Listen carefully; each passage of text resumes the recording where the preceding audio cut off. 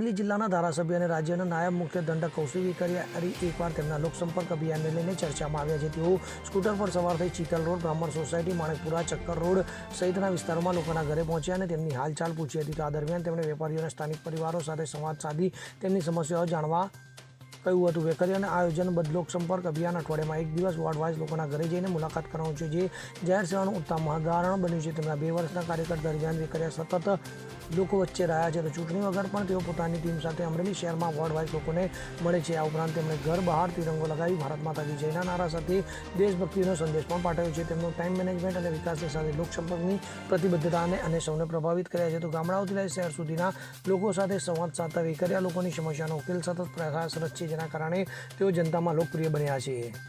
Bureau report, CN24 news. હવે જુઓ દેશ દુનિયાની તમામ ખબરો તમારી આંગળીના ટેરવે. ઉઠાવો મોબાઈલ અને Google Play Store પરથી ડાઉનલોડ કરો અમારી CN24 ન્યૂઝ મોબાઈલ એપ.